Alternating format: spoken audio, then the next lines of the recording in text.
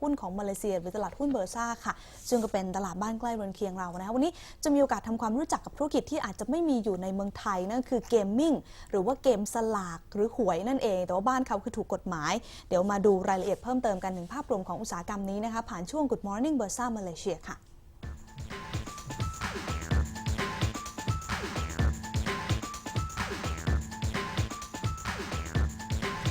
ซึ่งวันนี้นะคะเราจะพูดคุยกันกับคุณซามูเอล ยินชาวยังซึ่งเป็น Associate Director for Equity Market Research จาก Maybank Investment Bank บริหารอยู่ในสายแล้ว Good morning sir Good morning. Hi.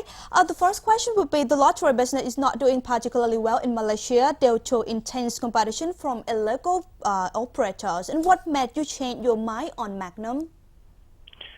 Yep, you are right. The lottery business has been in a recession for about 4 or 5 years now. And the competition was coming from illegal operators that were operating via websites. So what made us change our mind is that the Malaysian government is actually thinking about amending the laws, in particular the Common Gaming House Act, to officially ban gaming websites and thereby putting the illegal operators out of business. And also the Betting Act to deal heavier penalties to the illegal operators. Currently, illegal gaming operators may be fined 20,000 to 200,000 ringgit and imprisoned for up to 5 years. So with the potential changes in the Betting Act, we could see stiffer penalties for these illegal gaming operators. So with that, we expect some of the sales that have been lost to illegal operators to move back to legal operators like Magnum. Not only that, we are also seeing the Malaysian Communications and Multimedia Commission being more active in shutting down illegal gaming websites. What we did is that we looked at gaming jackpot sales as an indication as to where gaming sales are going. Now, jackpot sales account for only about 15% of total gaming sales, but we do believe that it is a useful indicator of the staple 4D sales.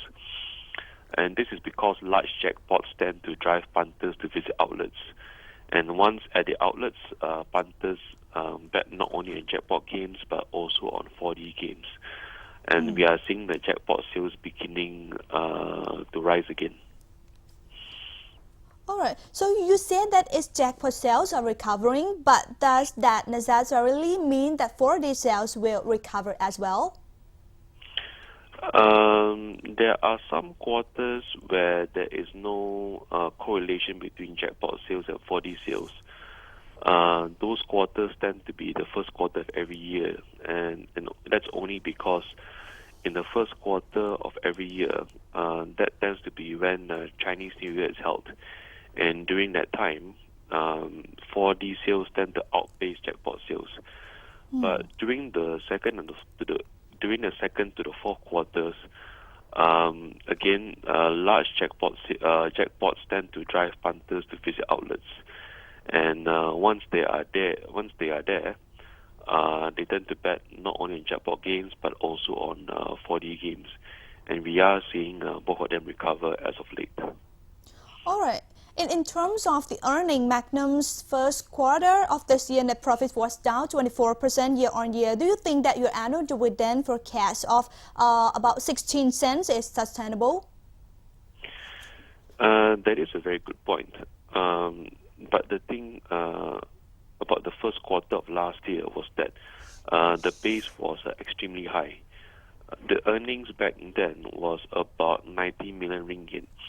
And that was because the price payout ratio was exceptionally low at 61%. For the first quarter of 16, we estimate that the price payout ratio was more normal at 63%. So looking at the first quarter net profit of about 69 million ringgit, and if we take that number and analyze it, we are looking at earnings per share of about 17 to 18 cents. So 16 cent dividend divided by 17 or 18 cents EPS translates into a payout ratio of less than 100%. So on that note, we think that the dividends are actually sustainable at 16 cents.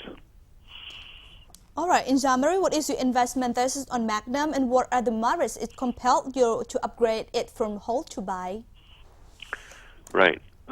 Basically, the share price has not been doing very well of late. It has depreciated by 11 to 12% year to date. But once we delve deeper into the results, as I explained just now, the supposedly poor results in the first quarter were only due to a normalizing price payout ratio. As we mentioned earlier, we think that sales is stabilizing. At this point in time, the valuations are rather cheap at about 12 to 13 times 1 year for a PE. We're looking at dividend yields being more than 7%, which is about 60 to 70% premium to the Malaysian government securities 10-year bond. So all in all, basically we are positing to investors that Magnum is a value play plus a high dividend yield stock.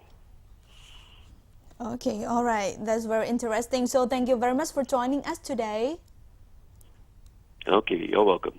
โอเค goodbye นั่นก็เป็นภาพรวมของธุรกิจนะคะที่อาจจะเป็นธุรกิจที่แปลกใหม่ชาวบ้านเราก็คือหวยหรือว่าเกมสลากตามภาษาบ้านเขาคือบริษัท Magnum Corporation Berhad นะคะของมาเลเซียซึ่งก็เป็นบริษัทท็อป 3 ที่ให้บริการธุรกิจด้านนี้ปัจจุบันก็อาจจะมีผู้ประกอบการที่ไม่ถูกกฎหมายเข้ามาแทรกแซงตลาดนะคะก่อนหน้านี้ผลประกอบการก็ติดลบเทียบเป็นรายปีแต่ว่าตอนนี้สถานการณ์ดูเหมือนว่าจะเริ่มฟื้นตัวขึ้นมาได้แล้วนะคะแล้วก็เป็นที่มาของการ recommend buy จากผู้เชี่ยวชาญที่อยู่ที่BURSA Malaysia